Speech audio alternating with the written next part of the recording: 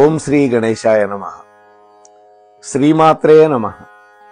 శివాయ గురవే నమః. శ్రీకృష్ణ పరబ్రహ్మణే నమః. శ్రీరామాయ నమః. శ్రీ గురుభ్యో నమః. శ్రీ దత్తాత్రేయాయ నమః. ఓం ద్రాం దత్తాత్రేయాయ నమః. ఓం ద్రాం దత్తాత్రేయాయ నమః. ఓం ద్రాం దత్తాత్రేయాయ నమః.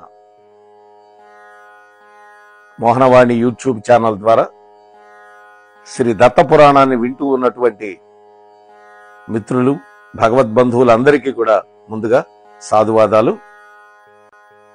నిన్న మనం 3వ భాగంలో కలిపురుషుడికి బ్రహ్మదేవుడికి మధ్య జరుగుతున్నటువంటి సంవాదంలో భాగంగా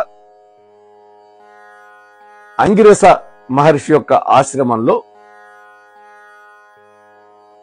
ఉండి విద్య నేర్చుకోవడానికి వచ్చినటువంటి దీపకుడు అనేటువంటి వాడి వృత్తాంతాన్ని మనం చెప్పుకుంటున్నాం. దీపకుడికి అతని యొక్క గురుదేవుడికి జరుగుతున్నటువంటి సంవాదం ఇది. ఆ మహాత్ముడు వేదధర్ముడు. అది దాని ఇవాళ మనం కొనసాగిద్దాం 4వ ఎపిసోడ్లో. నాయన దీపక, మానవ రూపంలో అవతరించినటువంటి శ్రీమన్నారాయణుడు కూడా సద్గురువుని ఆశ్రయించాడు. శ్రీమన్నారాయణుడు శ్రీరామచంద్రుడిగా వచ్చాడు భూమి మీదకి ద్వాపరయుగంలో. అప్పుడు వశిష్ఠ విశ్వామిత్రులను గురువులుగా స్వీకరించి సేవించాడు. వశిష్ఠుడి దగ్గర వేదశాస్త్రాలన్నీ అభ్యసించాడు. విశ్వామిత్రుడి దగ్గర శస్త్రాస్త్రాలన్నీ అభ్యసించాడు. అలాగే శ్రీకృష్ణ పరమాత్మ సుధాముడు మొదలైనటువంటి మిత్రులతోటి అన్నయ్య అయినటువంటి బలరాముడితో కలిసి సాందీపని మహర్షి యొక్క ఆశ్రమంలో గురు శుశ్రూష చేసి 64 రోజుల్లో 64 విద్యలన్నీ అభ్యసించారు. ఆ విధంగా వాళ్ళు గురుకులంలో నివసించారు. తన తోటి సహాధ్యాయులతో కలిసి కృష్ణుడు అడవికి వెళ్లి గురువులకు కావలసినటువంటి సమిధలు, పండ్లు అన్నీ సేకరించి తెచ్చాడు. ఆ సమయంలో ఎన్నో కష్టాలు అనుభవించాడు. గురువుల యొక్క అనుగ్రహాన్ని పొందాడు. శ్రీకృష్ణుని జగద్గురువుగా పరబ్రహ్మంగా గుర్తించినటువంటి తర్వాత ఆ మహాత్ముడి యొక్క సహాధ్యాయులు, గురువులు తమ తమ భాగ్యానికి మురిసిపోయారు. లీలానాటక సూత్రధారి అని పొగిడారు. గురు శుశ్రూషకు సంతోషించినట్లుగా నేను ఇంకా ఏ ధర్మాచరణకి సంతోషించను అని ఆనాడు భగవానుడే భగవద్గీతలో చెప్పాడు. కాబట్టి నాయనా దీపక, గురు మహిమని వర్ణించడం ఎవడి వల్ల కాదు. గురువు యొక్క ప్రసాదం సకలార్థ సాధకం. ఇక శిష్యుని గురించి చెబుతాను విను. మంచి మాటలతో గురువు చేత శాసింపబడేవాడు శిష్యుడు. భోగ మోక్ష విషయంగా మంచి 2 రకాలుగా ఉంటుంది. గురువులలో లేశమాత్రమైన లోపాలు ఉంటే అవి దోషాలు, బలహీనతలు ఒకవేళ ఉంటే వాటిని 10 మందికి తముకు వేసి ప్రచారం చేయకుండా కప్పిపుచ్చేటటువంటి వాడే నిజమైనటువంటి ఛాత్రుడు. ఛాత్రుడు అంటే ఛత్రఛాయలో ఉండేవాడు. ఎవరి ఛత్రఛాయ? గురువు యొక్క నీడలో ఉంటాడు. అటువంటి వాడు ఉత్తమ శిష్యుడు. నీడలాగా గురువుని వెంట ఉండి విద్యాభ్యాసం చేస్తూ సేవిస్తూ జీవించేవాడు అంతేవాసి అంటారు అతన్ని. ఇట్లాగా శిష్యుల్లో భేదాలున్నాయి. శిష్యుడికి ఏది హితమని భావిస్తాడో దాన్ని గురువు బోధిస్తాడు. అంతేగాని శిష్యుడు అడిగిందల్లా చెప్పడం. ఏ విషయాన్ని వీడికి బోధిస్తే వీడు భవిష్యత్తులో వీడి జీవితం నందనవనంలాగా అవుతుంది అనేది ఆలోచించి బోధిస్తాడు. అట్లాగే శిష్యుడు కూడా మారు మాట్లాడకుండా గురువు గారు చెప్పింది శిరసావహించాలి. ఇహలోకంలో సుఖాన్ని పరలోకంలో ముక్తిని ప్రసాదించేది గురువుగారు. అదే హితం అంటే. మనకి హితం అంటే ఏమిటి? ఈ లోకంలో సుఖాలకి భోగాలకి లోటు లేకుండా ఉండాలి, పరలోకంలో మోక్షం రావాలి. అది మానవుడికి హితం అంటే. ఒక్కొక్కప్పుడు గురువుగారు చెప్పింది ఇహలోకంలో పాటించడం కొంచెం కష్టం అనిపిస్తుంది, అయినా శిష్యుడు కాదు అనకూడదు. వేద శాస్త్ర పురాణాలు ఏది ఎవరికి హితమో నిర్ణయం చేసినాయి. ఆ పరిజ్ఞానంతోనే గురువుగారు శాసిస్తాడు. ఆచరణకి అనుగుణంగా ఆయన సాధన సంపత్తిని కూడా నేర్పిస్తాడు. నిత్యానిత్య వస్తు వివేకం కలిగిస్తాడు. భోగాలు క్షణికమని గ్రహించి వైరాగ్యంతో గురువు యొక్క దివ్య పాదార విందాలను ఆశ్రయించడమే శిష్యుడి యొక్క ప్రథమ కర్తవ్యం. తత్వజ్ఞానం ఉపదేశాను పొందడానికి అర్హుడు అటువంటి వాడే అవుతాడు. అనంతర కాలంలో తాను కూడా గురువు యొక్క పదవిని అధిష్ఠిస్తాడు. తాను కూడా ఉత్తమ శిష్యులను రూపొందించి గురువు యొక్క రుణం నుంచి విముక్తుడవుతాడు. ఈ విధంగా గురు శిష్య పరంపర నిరంతరాయంగా అనంతంగా కొనసాగుతూ ఉంటుంది. దానికి ఎక్కడా ఫుల్ స్టాప్ లేదు అని వేదధర్ముడు ముగించాడు.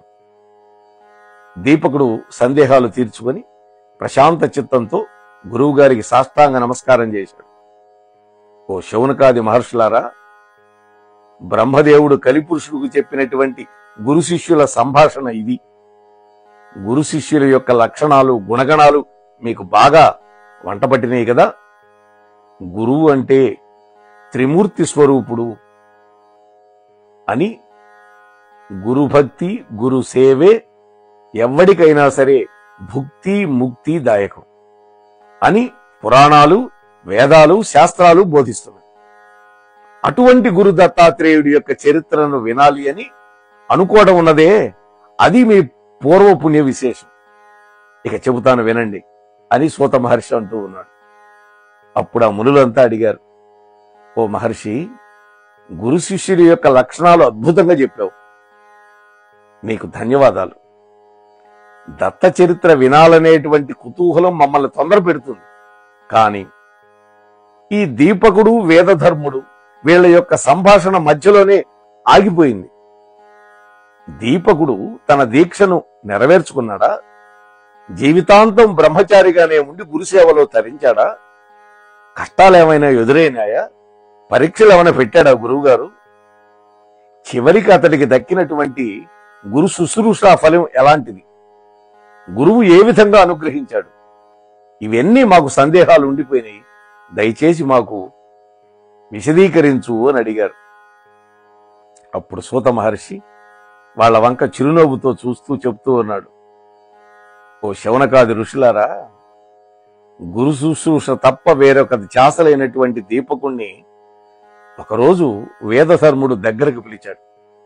నాయనా, నీ సేవలకి నేను చాలా తృప్తి పడ్డాను, ఆనందపడుతూ ఉన్నాను. నాకున్న శిష్యులందరిలో అగ్రగణ్యుడు నీవే. నాకొక్క అవసరం ఉంది, ముందు విను, తర్వాత సమాధానం చెబుతూ గాని. తొందర ఏం లేదు, ఆలోచించుకొని చెబుతూ గాని. ఓ దీపక, నేను అనుభవించవలసినట్టు కొన్ని కర్మలు ఇంకా మిగిలిపోయినాయి ఈ భూలోకంలో. అవి పూర్వజన్మ సంచితాలు, గత జన్మ నుంచి నాకు వస్తూ ఉన్నాయి నా వెంట.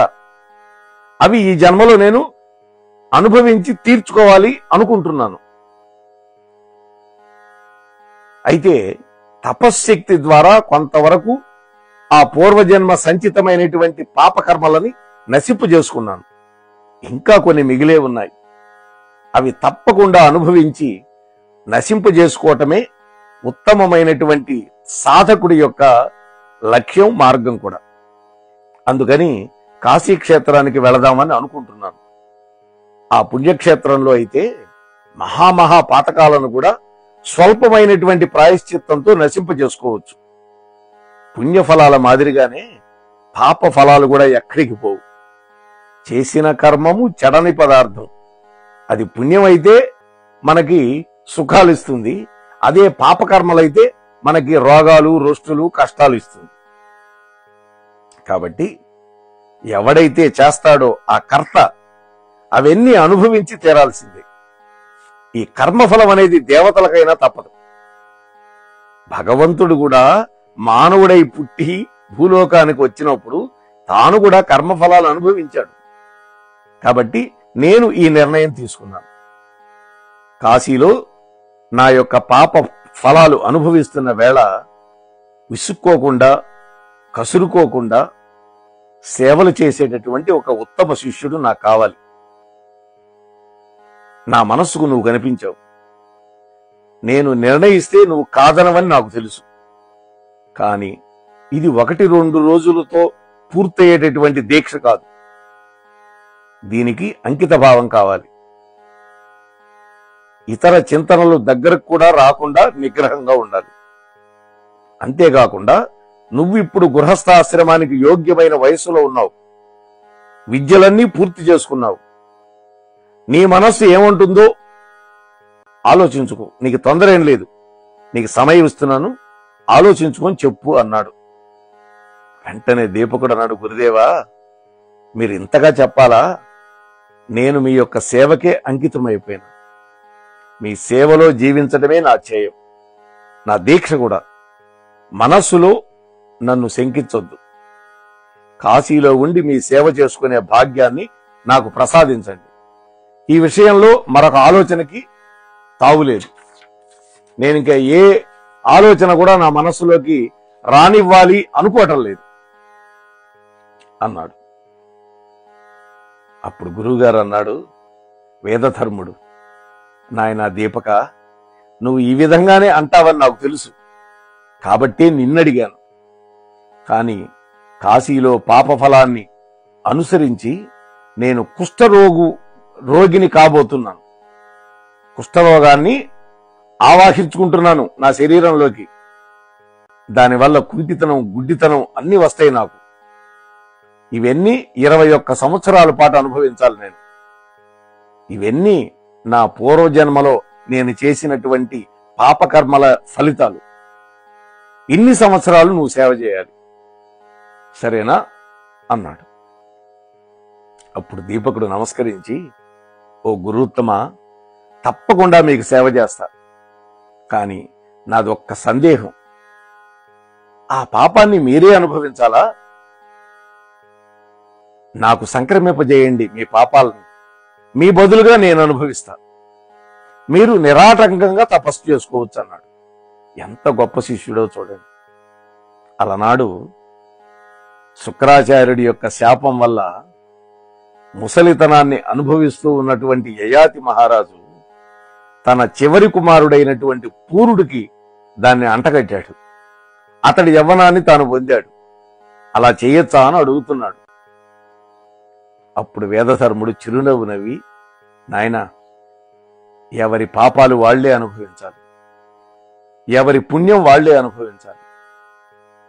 పాపఫలాలు చేసినటువంటి కర్తకే చెందుతాయి తప్ప శిష్యుడికో, పుత్రుడికో, భార్యకో, ఎవరికో ఒకరికి బదలాయించడానికి అవకాశం ఉండదు. అవి వాళ్ళను అంటుకోవు. కాబట్టి నా పాప కర్మల ఫలితాలు నేనే అనుభవిస్తా. అనుభవిస్తున్న సమయంలో నువ్వు నాకు సేవ చేస్తే చాలు. కుష్ఠరోగికి సేవలు చేయడం అంటే అది అనుభవించడం కంటే కూడా కష్టం. ఎందుకని దుర్గంధం వస్తుంటుంది, దుర్వాసన వస్తుంటుంది. ఆయనకి స్నానం చేయించాలన్నా, అతని బట్టలు ఉతకాలన్నా చాలా కష్టం. కానీ నువ్వు అంగీకరించావు. పద, వెంటనే మనం కాశీకి బయలుదేరదాం అని త్వరగా ఇద్దరు మనోవేగంతో కాశీకి చేరుకున్నారు. మొట్టమొదట వెళ్ళగానే మధ్యాహ్నం పూట గంగా నదిలో మణికర్ణికా ఘట్టంలో స్నానం చేశారు ఇద్దరు. మిట్ట మధ్యాహ్నం చేయాలి అక్కడ. ఎందుకని? అప్పుడు ఈశ్వరుడు, సర్వగ్రహాలు, అధిదేవతలు అందరూ ఆ నీళ్లలోకి వచ్చి స్నానం చేస్తారట, దేవతలందరూ. ఆ తర్వాత డుండి గణపతిని, కాళభైరవుణ్ణి అర్చన చేశారు. ఆ తర్వాత అన్నపూర్ణాదేవిని, విశాలాక్షమ్మని, విశ్వేశ్వరుణ్ణి దర్శించారు. ఉత్తర దిక్కుగా ఒక చెట్టు నీడలో ఒక చిన్న కుటీరం నిర్మించుకొని అక్కడ నివాసం ఏర్పాటు చేసుకున్నారు. 3 పూటల గంగా స్నానం, విశ్వనాథుడి యొక్క దర్శనం చేసుకున్న తర్వాత ఒకరోజు తెల్లవారి లేచేసరికి వేదధర్ముడి యొక్క శరీరం నిండా పుక్కులు వచ్చున్నాయి, పుళ్ళు. క్షణంలో కాళ్ళు చేతులు తిమ్మిరిలెక్కిపోయినాయి. ఆ పుక్కులు చితికిపోయి అందులో నుంచి చీము నెత్తురు కారుతూ ఉన్నాయి. చూస్తూ ఉండగానే శరీరం అంతా పొడలతో నిండిపోయింది. చూపు మందగించిపోయింది. కంఠస్వరం మారిపోయింది. వేళ్లు వంకరలు తిరిగిపోయినాయి. ఆ కుష్ఠురోగం వల్ల కుంటితనం వచ్చింది, గురుడితనం వచ్చింది. ఒక్కసారిగా ఇవన్నీ కూడా వేదధర్ముణ్ణి ముంచెత్తినాయి. క్రమక్రమంగా రోగం బాగా ముదిరిపోయింది. నిలబడలేకపోతున్నాడు, కూర్చోలేకపోతున్నాడు, పడుకోలేకపోతున్నాడు. అసలు అడుగు తీసి అడుగు వేసే స్థితిలో లేకుండా పోయినాడు. అన్ని మంచంలోనే. భరించలేని దుర్వాసన. దీనికి తోడు కాశీలో ఈగలన్నీ అతడి చుట్టూనే మోగుతున్నాయి. రోగబాధ ఒకవైపు, మరొక వైపు ఈగల బాధ. మెడలు వాల్చి ముఖం ఏటవాలుగా తిప్పి కనిపించినటువంటి కన్నులతో ఓ దీపక దీపక అని అరుస్తున్నాడు గురువుగారు. దీపకుడు మాత్రం నిమిషం కూడా ఏమరపాటు లేకుండా సకల సేవలు చేస్తున్నాడు గురువుగారికి, భక్తితోటి శ్రద్ధతోటి. పసిబిడ్డను కన్న తల్లి ఎలా చూసుకుంటుందో అలా గురువుగారిని చూస్తూ ఉన్నాడు. ఎంత దుర్గంధమైనా సరే ముఖం తిప్పుకోకుండా భరిస్తూ గురువుగారు ఉన్న ప్రదేశాన్ని, ఆయన శరీరాన్ని శుభ్రం చేస్తూ ఆ ఈగలను పారద్రోలుతూ సేవ చేసుకుంటూ ఉన్నాడు. గురువుగారికి కొద్దిగా కునుకు పట్టిన సమయంలో గబగబా 4 ఇళ్లు తిరిగి యాచన చేసి అన్నం తెస్తున్నాడు. బతిమిలాడి తినిపిస్తున్నాడు. నాకు ఆకలి లేదు అన్నా కూడా. అందులో కుష్ఠరోగికి కోపం ఎక్కువ అంటారు. వేదధర్ముడు నిష్కారణంగా దీపకుణ్ణి తిట్టిపోస్తున్నాడు. ఈ పాటి చేయలేనివాడు ఎందుకు వచ్చావు నా వెంట అని దెప్పు పొడుస్తూ ఉన్నాడు. ఒక్క రకంగా కాదు, నానా రకాలుగా దుర్భాషలాడుతూ ఉన్నాడు. మరుక్షణంలోనే మళ్లీ సౌమ్యుడైపోతున్నాడు. నాయనా దీపక, తండ్రి దీపక అని బుజ్జగిస్తున్నాడు. నిన్ను బాధ పెడుతున్నాన్రా అని ఏడుస్తున్నాడు. మళ్లీ అంతలోనే అనరాని మాటలతో తిట్టిపోస్తున్నాడు. దీపకుడు మాత్రం అన్నిటికీ ఓర్చుకుంటున్నాడు. చెరగనటువంటి చిరునవ్వుతోటి నిగ్రహంతో సేవ చేస్తూ ఉన్నాడు. గురువులోనే కాశీ విశ్వనాథుణ్ణి, కాశీలో ఉన్నటువంటి సమస్త దేవతలని చూస్తూ సేవిస్తున్నాడు. తగినంత దొరికింది గురువు గారికి మాత్రమే సరిపోక తాను పస్తులుంటూ గురు శుశ్రూష చేస్తూ ఉన్నాడు. ఏ నిమిషంలో గురువు గారికి ఏ అవసరం ఉంటుందోనని ఆ మంచం పక్కనే ఉండి రాత్రి పగలు తేడా లేకుండా మెలకువగా కూర్చుంటున్నాడు. కాశీకి వచ్చింది మొదలు కంటి నిండా నిద్రపోయిన రోజే లేదు దీపకుడికి. కడుపు నిండా తిన్న రోజే లేదు. అయినా గురుసేవ చేస్తూనే ఉన్నాడు. ఆ తృప్తి అతన్ని నిలబెడుతోంది. తనకు లభించబోయేటటువంటి ముక్తి అతన్ని నడిపిస్తోంది ముందుకి. ఈ విధంగా రోజులు, వారాలు, నెలలు, సంవత్సరాలు గడుస్తున్నాయి. ఒకరోజు తెల్లవారుజామున దీపకుడు గంగానదికి వెళ్లి తాను స్నానం చేసి యథావిధిగా గురువుగారి యొక్క శరీరాన్ని శుభ్రం చేయడానికి అవసరమైనటువంటి గంగా జలాన్ని ఒక కడవలో ఎత్తుకొని గురువుగారు నిద్రలేచారేమోనని వడివడిగా కుటీరంలోకి వచ్చాడు. ఇంతలో కుటీరానికి దగ్గరలో దీపకుడి ఎదుట కాశీ విశ్వనాథుడు దర్శనమిచ్చాడు. ఆహా, ఏమి భాగ్యమో చూడండి ఆ పిల్లవాడిది. నాయన దీపక, నువ్వు చేస్తున్నటువంటి గురుసేవకి, నీ ధర్మనిష్టకి నాకు చాలా సంతోషం కలిగింది. ఏదైనా వరం కోరుకోనాయనా అన్నాడు విశ్వనాథుడు. పరీక్షే. దీపకుడు సంభ్రమాశ్చర్యాలతో సాష్టాంగపడి విశ్వనాథుడిని స్తోత్రం చేశాడు. హే పరమశివ, హే మహేశ, హే పాప వినాశక, బ్రహ్మర్షులకు కూడా దక్కనటువంటి నీ దర్శన భాగ్యం ఈ రోజు నాకు దక్కింది మా గురువు యొక్క అనుగ్రహం వల్ల. నాకు వరం కూడా ఇస్తానంటున్నావు. ఆనంద పారవశ్యంలో ఉన్నాను. ఏమని అడగాలో కూడా నాకు తెలియదు. ఒక్క నిమిషం ఆగండి స్వామి, కుటీరంలోకి వెళ్ళి మా గురువు గారిని అడిగొస్తాను అంటూ కుటీరంలోకి వచ్చాడు. గురుదేవా, గురుదేవా, నాకు విశ్వనాథుడు ప్రత్యక్షమైనాడు, వరం కూడా ఇస్తానంటున్నాడు. నేను చేసిన గురు శుశ్రూషకు సంతోషపడ్డాట. మీరు అనుమతిస్తే మీ యొక్క కుష్ఠరోగం, అంధత్వం, కుంటితనం అన్నీ పోయేటట్లుగా వరం అడుగుతాను, అడగమంటారా అన్నాడు. అప్పుడు వేదధర్ముడు గంభీరమైన స్వరంతో, నాయన దీపక, శివుడంతటి వాడు ప్రత్యక్షమై వరం కోరుకోమంటే ఇంతకంటే అడగడానికి నీకు ఇంకేం దొరకలేదా? ఐహిక విషయాలా అడగవలసింది? పైగా నా రోగం పాప ఫలితమని అనుభవించడానికి తప్ప వేరొక గత్యంతరం లేదని ఎన్నో మార్లు నీకు చెప్పాను కదా అన్నాడు. వేదధర్ముడి యొక్క మాటల్లో విసుగును గుర్తించాడు దీపకుడు. కుటీరం బయటకు వచ్చి శంకరుడికి నమస్కరించి, హే అష్టమూర్తి తత్వ, నీ వాత్సల్యానికి ధన్యవాదాలు. నిన్నిప్పుడు అడగ తగింది నాకేదీ కనిపించటం లేదు, నన్ను క్షమించు. అదేమిటి నాయనా, అడగదగిందే కనిపించడం లేదా? మీ గురువు గారి ఆరోగ్యం సరిచేయమని అడగచ్చు కదా అన్నాడు శివుడు. ప్రోత్సహించాడు శివుడు కూడా. దానికి దీపకుడు నిరాకరించాడు. అలాంటి వరం అడిగేందుకు మా గురువు నాకు అనుమతి ఇవ్వలేదు, సెలవిప్పించు, గురువు గారికి నేను సేవ చేసుకోవాలి అని రివ్వున కుటీరంలోకి వెళ్లి గురుసేవలో నిమగ్నమైపోయాడు దీపకుడు. శివుడు అంతర్ధానం చెంది తన ఆస్థాన మంటపంలో ఆ సాయంకాలం కొలువుదీరి ఉన్నాడు. అప్పుడు సకల దేవతల సమక్షంలో అందరూ వింటూ ఉండగా ఈ అద్భుత విషయాన్ని శ్రీమన్నారాయణుడితో చెప్పాడు.